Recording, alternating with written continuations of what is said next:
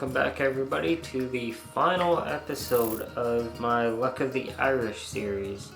It's March 17th, so you kind of get an idea of what film I'm reviewing.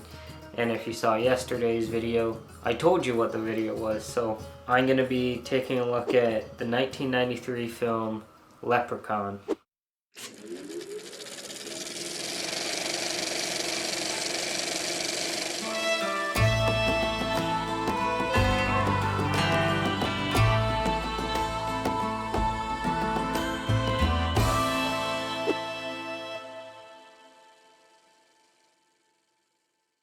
So if you haven't heard of this, which would be kind of surprising because Jennifer Aniston was in this before Friends, before she became a big star with that show, or it could have been just at the beginning. Basically, Leprechaun is about a evil, sadistic leprechaun who goes on a killing rampage in search of his beloved pot of gold. One thing I liked about rewatching it, I noticed that the opening scene of the film sets up the overall story of it. Basically, the leprechaun says if somebody steals his gold, they aren't gonna live through the night. Basically, the film takes place in one night. It's well shot. I know it's probably not like the best film, but it's very entertaining film, to say the least. It's interestingly lit, it works well for it. It's got almost like a gritty, low budget kind of look to it. Sure, if they had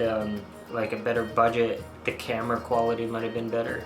But other than that, I think it worked well with the budget. So the look is definitely kind of similar to, in a way, to Hellraiser and Rawhead Rex. Just the look of the effects and stuff like that. It feels right at home with those kind of movies. And I'd say it would also feel at home with a film called Demon Knight, which is probably one of my all-time favorite horror films of all time. And I'll get to that one someday too. The makeup effects still hold up a bit. The makeup for the Leprechaun basically had more life to it than what Rawhead's look had in Rawhead Rex. I don't know whether that's because there were advancements between the production of that film and then this film. Could be, but it just feels like it's real type thing, if that makes sense. Dialogue is perfect, especially the Leprechaun's lines, which are basically just darkly comedic one-liners, which works so well. That just reminds me of Chucky from Child's Play. Same kind of line, like all the best lines go to him and they're like one-liners and they just darkly comedic. It would really be interesting to see a versus film between Chucky and Leprechaun. Just them throwing insults at each other and stuff like that. Yeah, it'd be an entertaining film, that's for sure. Warwick Davis plays the Leprechaun perfectly. I don't think there could have been anybody else that did a better job. Or if it was like an animatronic, it just wouldn't have that kind of realistic feel to it. Special effects are well executed in the film. The pacing is alright. It does feel a little rushed. Overall, it's decent. Nearing the end of the film, there's this really unique shot that I just love in the film. It's when Jennifer Aniston's character is walking through the home, like the old folks home, the nursing home or whatever, and it's a Dutch angle zoom shot. But as you saw in one of the earlier reviews, an example of a Dutch angle. It was that, but it also had like a zoom, which created a really cool effect. It's decently edited. Definitely recommend it if you haven't seen it.